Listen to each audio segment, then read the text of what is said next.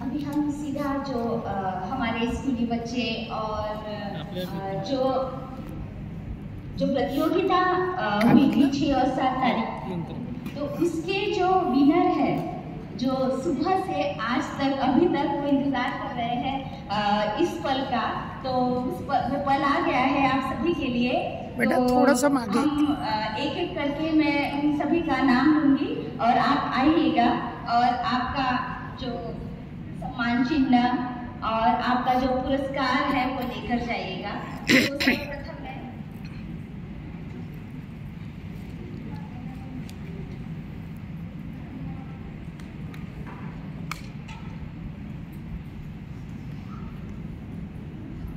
सर्वप्रथम मैं वक्तृत्व स्पर्धा के जो प्रथम, द्वितीय और तृतीय, मतलब पहला जो पुरस्कार जिसे मिला है, दूसरा पुरस्कार और तीसरा पुरस्कार, उसका नाम लूंगी।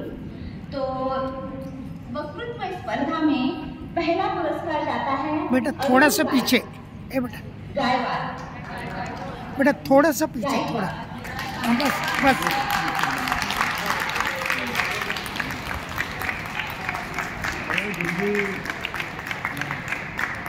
गाय का वक्तृत्व है, वक्तृत्व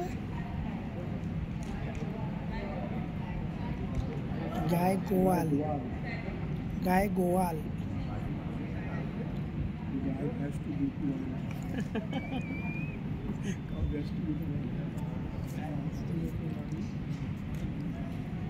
सीनियर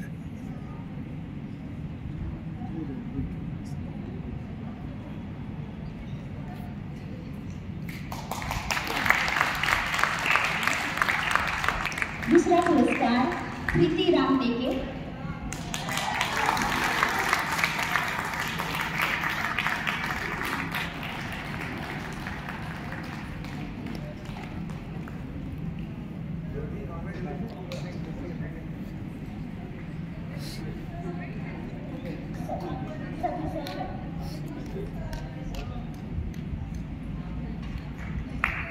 तीसरा पुरस्कार प्रियंका बौद्ध,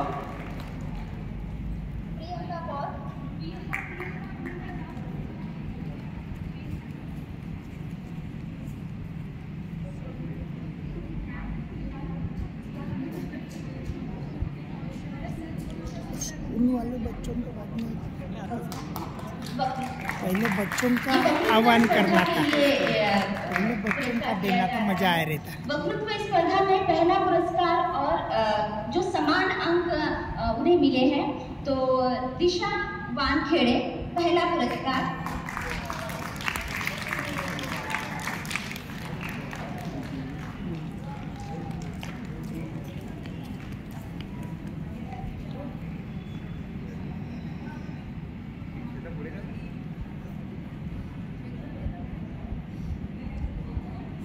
दूसरा पुरस्कार विजय वासनिक,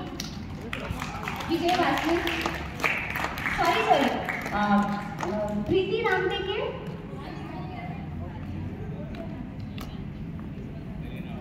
विजय वासनिक, यस।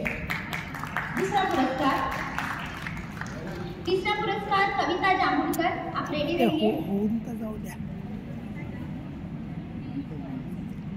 कविता जनबंधु,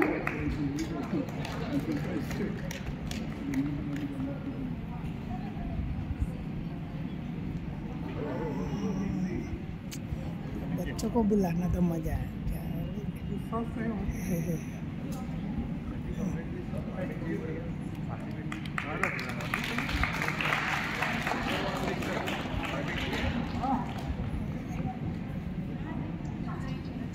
अभी हम धम्मपद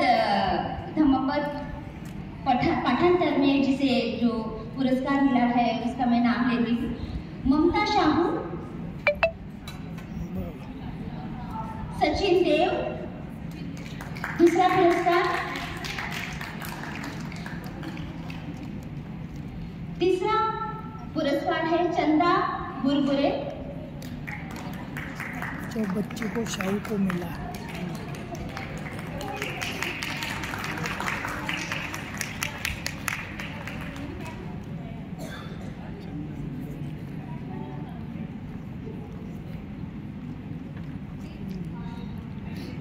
बिलो 16 ईयर्स धम्मपद पाठांतर। पहला पुरस्कार जाता है वैभव निकोसे।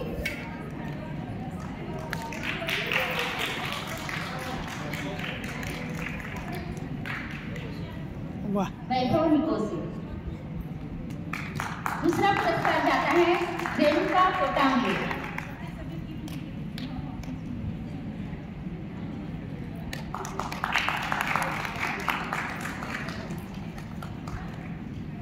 रेणुका कोटांगे दूसरा पुरस्कार। तीसरा पुरस्कार जाता है मनस्वी खड़सांग। तीसरा पुरस्कार जाता है मनस्वी खड़सांग।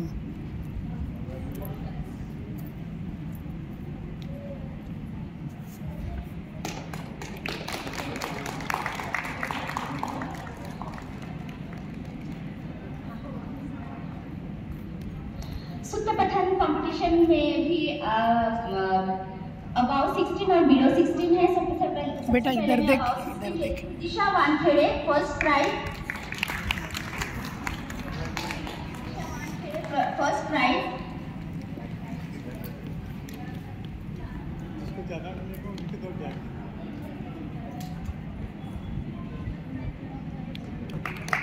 दूसरा पुरस्कार है प्रियंका गंगली।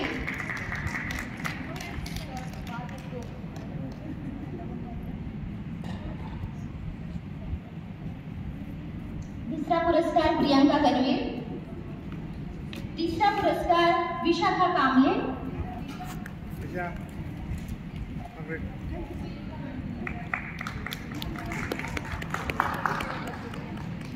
तीसरा पुरस्कार विशाखा कामले।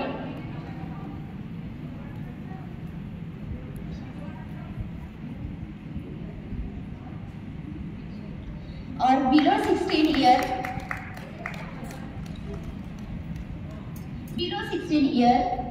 आरोही गजबीये। सर तो पुरस्काराचं तो घ्या ना, तो मोबाईल सुरू आहे ना। आरोही गजबीये तो मोबाईल चालू नहीं। तर पुरस्काराकडे फिरवा. रितिका नागदेवते ते आलं पूर्ण. अच्छा, अब्सेंट है। आदर्श फक्त पवार मंचच आहे असं वाटलं.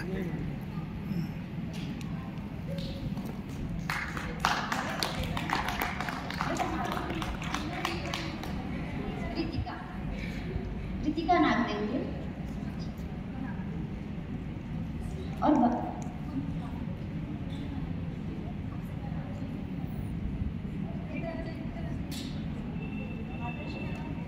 रितिका नागदेवते ही आरोही गजबीये और आदर्श पवार का भी शीट लेकर जाएगी। हाँ, यस। पुरस्कार कर्त्यांचा ग्रुप फोटो घ्यायचा असेल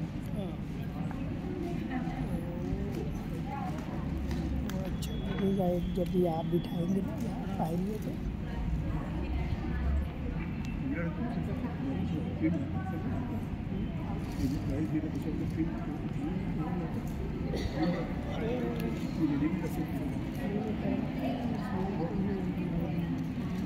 कथा कथन लास्ट कंपटीशन है, तो इसमें भी अबाउट 16 है। सचिन देव पहला पुरस्कार जाता है सचिन देव। दूसरा पुरस्कार दिशा वानखेड़े। तीसरा रितिका गजबीये।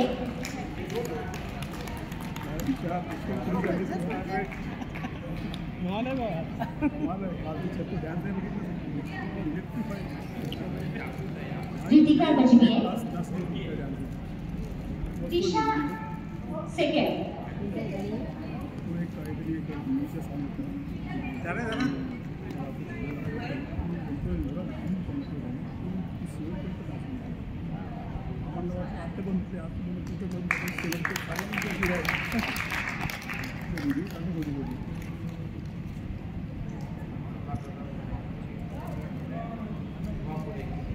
कथा कथन में तीसरा पुरस्कार जाता है रितिका गजबीये।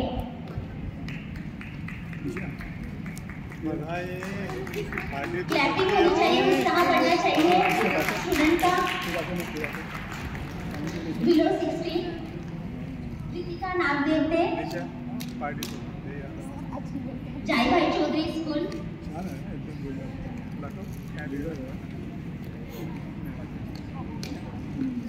भाग्यश्री। दूसरा प्राइज करते हैं भाग्यश्री।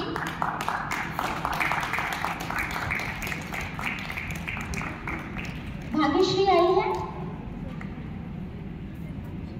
सानवी, तीसरा प्राइज सानवी को जाता है। ओके, तो कुछ स्टूडेंट्स हैं, कुछ स्टूडेंट हैं जो अभी उपस्थित नहीं हैं, बट इनका उत्साह और काबिल तारीफ है। जब हमने पार्टिसिपेंट या फिर जब कंपटीशन लिया था तो धम्मपद, सूत्रपठन, बाकी सारी जो कथा कथन है या प्रभुत्व है, उन्होंने बहुत बखूबी, बहुत ही सुंदर तरीके से बोला और इसका उनको आज हम एक शीट दिया हुआ है और उनका उत्साह बढ़ा हुआ है आज।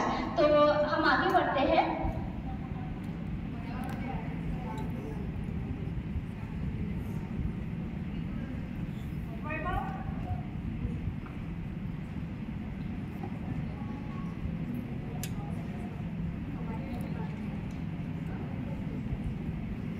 अच्छा, तो बुद्धिज्म में सबसे इम्पोर्टेंट जो हम पारमिता देखते हैं वो दान पारमिताएं है। तो दान पारमिता के अंतर्गत जो बच्चों ने नागसेन स्कूल के बच्चों ने जो स्टॉल लगाया था डिपार्टमेंट में, उसकी जो भी कमाई हुई है वो दान देना चाहते हैं। तो उसके लिए आदर्श आए हैं।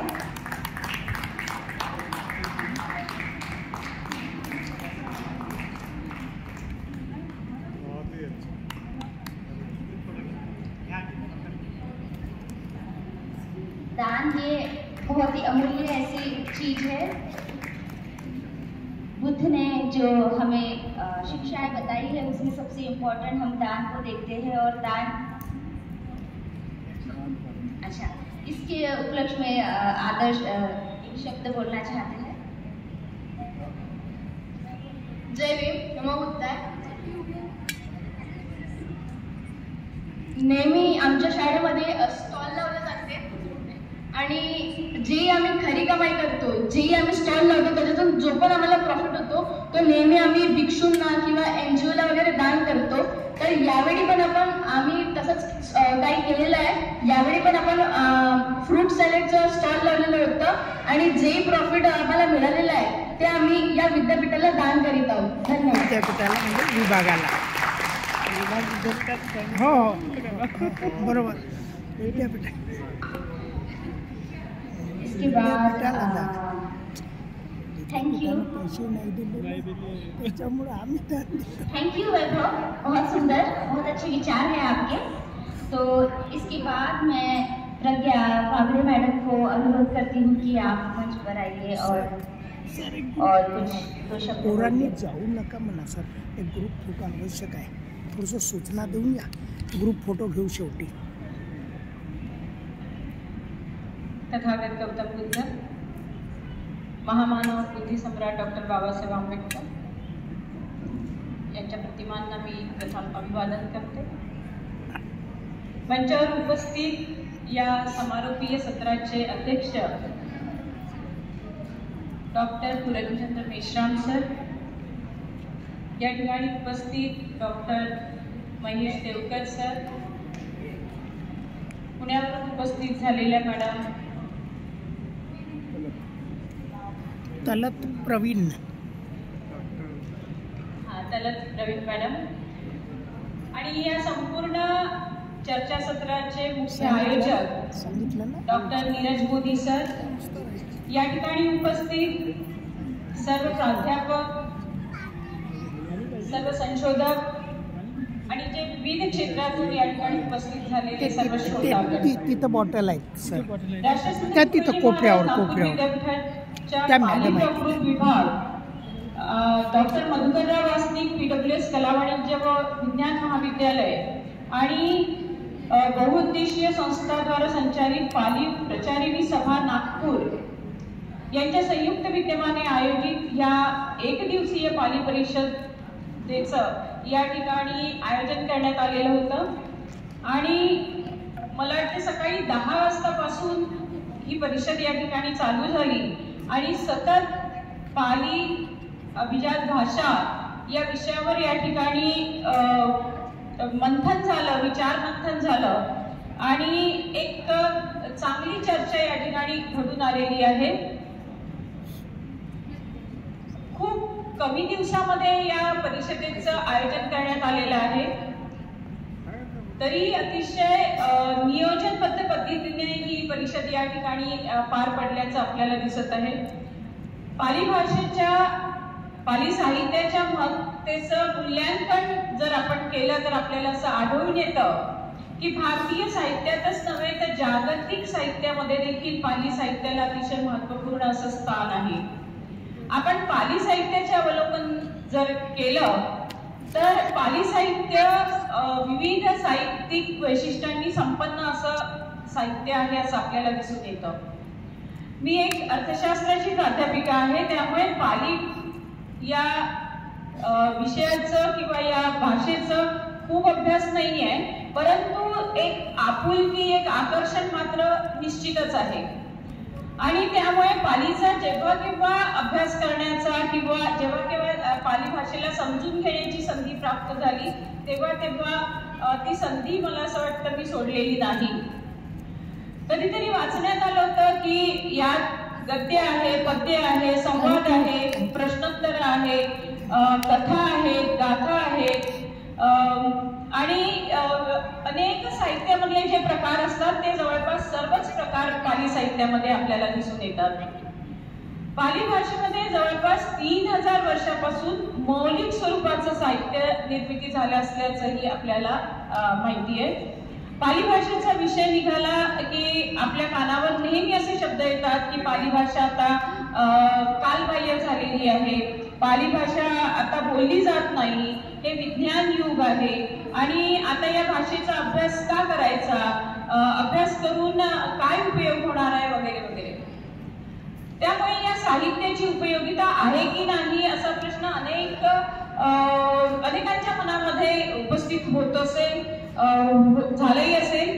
कोणत्याही भाषेचं संशोधन आपण केलं तर मला असं वाटते की ती भाषा, तो अभ्यास मानवाला एक नवी दिशा देणारा असा असतो आणि संशोधन तर एक आपल्याला माहिती आहे निरंतर अशी प्रक्रिया आहे. या भाषेला आणि साहित्याला तर संत बुद्धांच्या वचनाचा वारसा लाभलेला आहे, हे आपण विसरून चालणार नाही. पाली वाङ्मयामध्ये मानवाचं जीवन असेल, त्याचे अस्तित्व असेल किंवा त्याची मानसिकता असेल बदलवण्याचं सामर्थ्य आहे असं आपल्याला वाटतं. आणि बुद्धाच्या धम्माचं जे ज्ञान आहे ते ज्ञान करून देणारं सर्वात प्राचीन साहित्य जर कुठे उपलब्ध असेल तर ते मला असं वाटतं की पाली भाषेमध्ये आहे. आणि म्हणून हे स्पष्ट आपल्याला दिसून येतं की अमूल्य अशा प्राचीन साहित्याचा एक मोठा म्हणजे एक मोठी खाण या ठिकाणी पाली भाषेमध्ये आणि साहित्यामध्ये आपल्याला दिसून येते. शिलालेख असतील, मूर्तिशास्त्र असेल, नाणेशास्त्र असतील, या विषयांसाठी पाली साहित्याचा मोठा उपयोग झालेला आपल्याला दिसून येतो. अशोकाचे शिलालेख तर पाली भाषेमध्येच अत्यंत म्हणजे जवळचे असे आहेत. मूर्ती असेल मग त्या दगडातून कोरलेल्या असतील किंवा धातू निर्मित असतील किंवा मातीच्या असतील, त्यांचा अभ्यास करतानाही पाली भाषेची आपल्याला मदत होत असते. नाणेशास्त्राचा अभ्यास करतानाही पाली भाषेची मदत होत असते असं माझ्या वाचनात कधीतरी आलेलं होतं. प्राचीन भारतीय समाज कसा होता, त्याची रचना कशी होती, त्यात राहणारे लोक, सामाजिक समस्या काय होत्या, जात धर्म, स्त्रियांचं स्थान कसं होतं, या सगळ्या गोष्टींचा उल्लेख आपल्याला निकायमध्ये आढळतो आणि त्याचा अभ्यास या ठिकाणी व्हायला हवा असं वाटतं. अशा अनेक दृष्टीने पाली साहित्याचं संशोधन आणि अभ्यास जर झाला, तो केला तर मला असं वाटतं की पाली साहित्याच्या विकासासाठी तो एक महत्वाचा आधार ठरू शकतो. इतिहासाच्या दृष्टीने अनेक सत्य घटना सूचना देऊन येतो. पाली साहित्यामध्ये कल्पना विलास नाही, विषय आहे आणि म्हणून पाली साहित्यातल्या प्रत्येक ग्रंथाचं मूल्यमापन करणं हा संशोधकांचा किंवा अभ्यासकांचा एक महत्त्वाचा विषय ठरू शकतो. आणि म्हणून मला असं वाटतं की भारतामध्ये लुप्त होत चाललेल्या बौद्ध संस्कृती पुन्हा विकसित होऊ शकतील आणि पाली भाषेचा इतर भाषांसोबत तौलनिक किंवा तुलनात्मक असा अभ्यास सुद्धा केला जाऊ शकेल. पाली साहित्य सुधारलेल्या देशामध्ये आपण बघतो की म्हणजे त्यांना आपण विकसित देश असं म्हणतो, तर त्या विकसित देशांमध्ये सुद्धा अनेक नामवंत विद्यापीठांमधून पाली साहित्याचा अभ्यास केला जात आहे आणि त्यामध्ये संशोधनही सुरू आहे.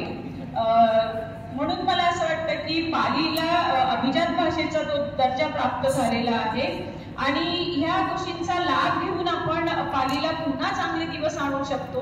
अनेक विद्यापीठांमधून तो शिकवला जात असेल, पण पुन्हा आपल्याला तो जगासमोर आणणं, त्याला विकसित करणं ही पाली प्राध्यापकांची जबाबदारी आहे.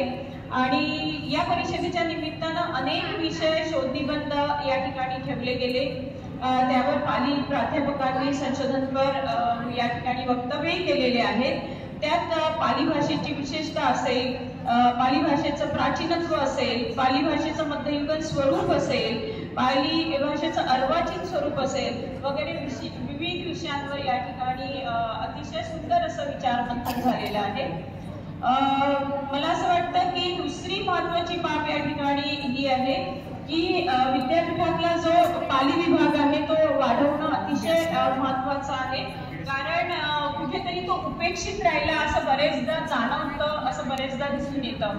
आणि आता तर अभिजात भाषेचा दर्जा मिळाल्यामुळे एक मोठी सुवर्णसंधी आपल्या समोर उपलब्ध झालेली आहे की एक राष्ट्रीय स्तरावर एक माझं सहज सूचना आहे ही की एक राष्ट्रीय स्तरावर एक समिती गठन करण्यात यावी आणि मोठ्या प्रमाणामध्ये केंद्र सरकारकडून त्यासाठी निधी मागावा आणि तो निधी पाली भाषेच्या प्रचार आणि प्रसारासाठी उपयोगात येईल, पाली भाषेच्या संवर्धनासाठी त्याला आपल्याला उपयोगात आणता येईल. आणि आता कोणीतरी बोलून गेलं की पाली विद्यापीठ या ठिकाणी स्थापन झालं पाहिजे, तर नक्कीच पाली विद्यापीठ येत्या लवकरच म्हणजे पुढच्या वर्षी ती आपण एक टार्गेट ठेवला तर मला असं वाटतं पाली विद्यापीठ ही लवकरात लवकर या ठिकाणी स्थापन आपण करू शकू. आणि म्हणून एक आपण राष्ट्रीय स्तरावरची एक समिती स्थापन करावी आणि सरकारकडे हा प्रश्न धरून लावावा आणि तो लवकरात लवकर पूर्ण होईल अशी या ठिकाणी अपेक्षा व्यक्त करते. या ठिकाणी एक आयोजकाची भूमिका म्हणून नीरज मोदी सरांनी अतिशय अल्प वेळेमध्ये या परिषदेचं आयोजन केलं आणि म्हणून मी त्यांचं विशेष या ठिकाणी अभिनंदन करते. सर्व प्राध्यापक या ठिकाणी जे उपस्थित राहिले, सर्व संशोधक जे या ठिकाणी आले, त्यांनी आपलं शोधनग्रंथ प्रस्तुत केले, त्या सर्व प्राध्यापकांचं मी या ठिकाणी एक आयोजक या नात्याने अभिनंदन व्यक्त करते. थांबते. धन्यवाद.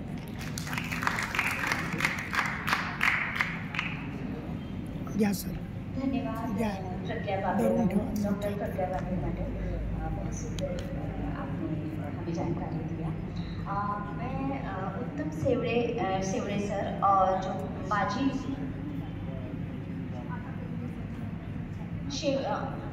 उत्तम शेवड़े सर और माजी जो विद्यार्थी हैं वो सभी नीरज मोदी सर जो हमारे विभाग प्रमुख है उनका शॉल्स देकर स्वागत करना चाहते हैं.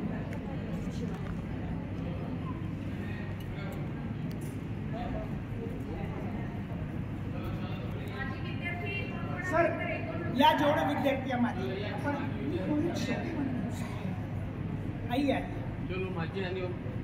या. अरे आजी ना माझी बा आम्ही दोघंही येणार रे बाबा.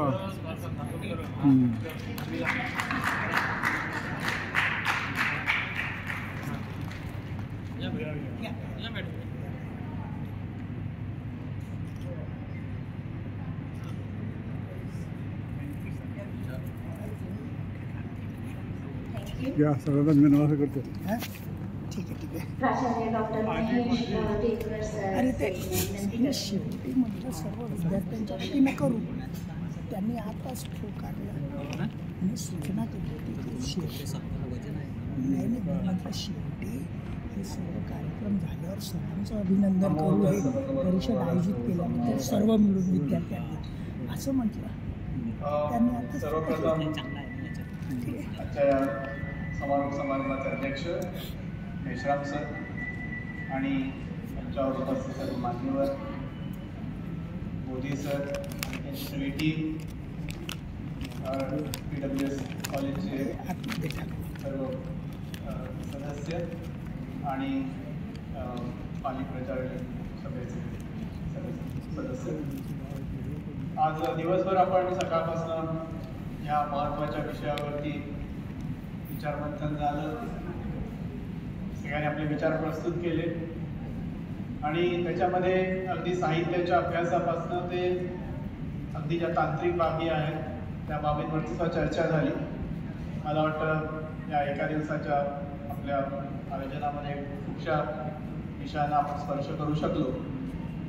वेळेच्या अभावी अनेक जणांना आपल्या विषयाला फारसा न्याय देता आला नाही. थोड्या 2-2, 5-5 मिनिटांमध्ये आपले पेपर वाचायला लागले, परंतु कमीत कमी त्यातनं त्यांच्या मनातले जे विषय आहेत ते तरी सर्वांच्या समोर आले आणि त्याच्यातनं असं दिसलं की अनेक दृष्टीने या विषयावरती चर्चा व्हायला पाहिजे, अजूनही त्या होणं आवश्यक आहे.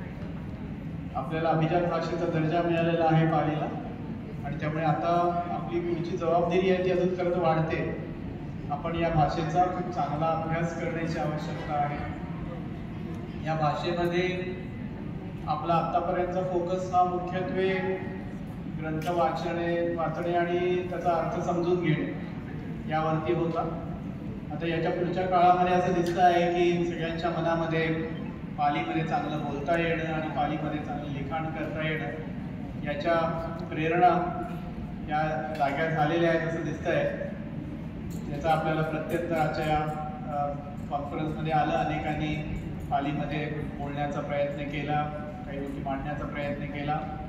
मला वाटतं एक भाषा म्हणून आपल्याला अजून चांगले प्रयत्न या संदर्भात करायला पाहिजे, जेणेकरून आपण पाली जी आहे ती कुठल्याही अशी निर्दोषपणे आपल्याला बोलता येईल. त्याचं सगळं व्याकरण सांभाळून, कारण ती शास्त्रीय भाषा आहे, तिचं एक शास्त्र आहे, तिचं एक व्याकरण आहे, ते समजून घेऊन आपल्याला चांगल्या पद्धतीने बोलता येईल याच्यासाठी प्रयत्न करत राहणं सतत हे आवश्यक आहे. आणि आपण शिकलेलो आहोत, जे आपण शिकलो आहोत ते फक्त आपल्या प्रॅक्टिसमध्ये, आपल्या सरावामध्ये येणं हे खूप आवश्यक आहे. आणि त्या दृष्टीने मला असं वाटतं की हे खूप एक चांगलं आयोजन झालं.